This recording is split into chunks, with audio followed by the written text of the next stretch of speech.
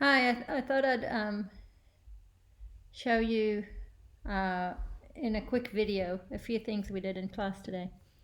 So this is QGIS. Like you saw, we have a layers section, we have the map section, we have the processing toolbox. If this isn't open for you, just go to this button over there. If this button over there isn't there, go to plugins, manage and install plugins, and go to processing. It's called the processing toolbox, and just make sure it's ticked. If it's not ticked, or if it's ticked and you can't see it, just untick it, tick it again, it will be on. Okay, so this is the place where we have all sorts of things that do things. And I'm going to remove this layer for a moment. Okay, so we're working with two layers today. One is point layer and one is a raster, the ocean bathymetry that we had. So here's my point layer that I imported. I imported it by opening a data source called delimited text. Found my file name, which was in my case seafloor2. It's a CSV file because that's how I saved it from Excel or Numbers or whatever you were using. It has, the first record has field names so it could identify them. The point coordinates are X and Y. It's going to import as WGS84, but like I said in class, that's not important. I'm not going to edit because it's already open. Once this is here and visible, I can change, so it will come up in a single symbol usually, and I'm going to change it to a graduated symbol based on Y, and this way I get a color gradient. I'm going to use this ramp. Need to classify it to different classes. I can change these classifications. We'll get to that later in the class. Apply. Okay. So I have shallower areas on my tray over here and higher areas on my tray over here. Okay, so I have some sort of gradient happening. I was lazy when I set up my bathymetry. And now I want to interpolate what happens between the points. And I'm going to start with a simple interpolation, not kriging. I'm going to start with a simple interpolation that's called IDW, which is inverse distance weighting, which means any dot around this point is going to be more similar to this point than everything else. Sorry, my email's about 2011 keep coming in. So I have layer SF2 is the one I want to interpolate. I want to interpolate the depth, so I'm choosing Z. I'm going to add that. Okay, so it's and the extent of my interpolation is going to be the layer extent. Okay, so not ocean bathymetry, this layer. So this is where that square of interpolation will happen. I don't need a square that's bigger than that. Then I run it and I have it. Okay, so this is what I'm going to drag this on top of that so I can see the point. This is what my interpolation shows. So what you can see is really it's kind of halos around the existing points. I don't think it's a great interpolation. But you can judge for yourself from the picture you took of your tray and this one. Another way of doing it is using kriging. So I'm going to look for kriging here.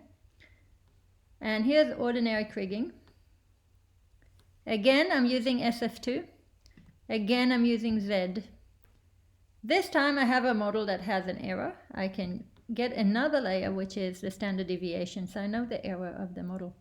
I'm not going to touch anything here. The fit is the nodes. And I'm going to use a local search because of this. I'm going to use the maximum number of points. And I'm going to search in all directions. And I'm going to run. This one is a bit heavier to run. It takes a while. It's a lot of maths. And the task is complete. So what we can see now is the quality measure. So this is the standard deviation. So the higher the variance is around that average value of the prediction. So here's the prediction. This is what it thinks my underwater scene looks like. And that's all I wanted to show. on this. Someone's already asking where the videos are, so that's coming. The next one was the raster. So I'm not gonna put in a CSV file with the points on the spreadsheet, but you need to on the worksheet. So you'll need to create another CSV file.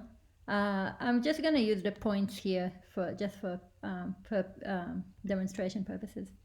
So I'm opening this time a raster, and I'm going to open ocean bathymetry wherever you saved it, and here it is. Okay, so if I right click on zoom to layer, I can see it. So that's the bathymetry of the ocean. We saw it in class. Now I want to sample it. I'm going to install something called a point sampling tool. This one, it's already installed for me, but you'll need to install it. And then it turns up somewhere on your desktop. So I'm going to choose the point sampling tool. My points are in SF2. Hold on.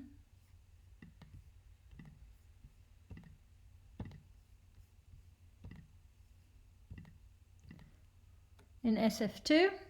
And the bands to get the values from, the raster that I'm sampling is the ocean bathymetry. So everywhere that I have a point here, okay, which is not the points that you need to put in, has the ocean bathymetry there will be sampled. In my case, this is on land, so it's not the bathymetry.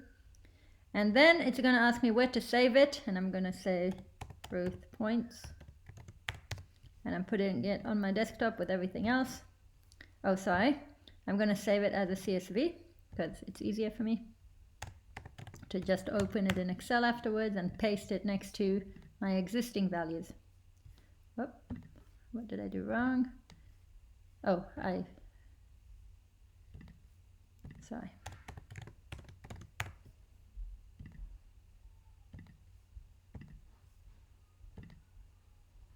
Okay, so now I have this CSV file. I can open this attribute table and you'll see it's just all these elevations. Of course, they're not in the ocean because my points are not in the ocean, but yours will be.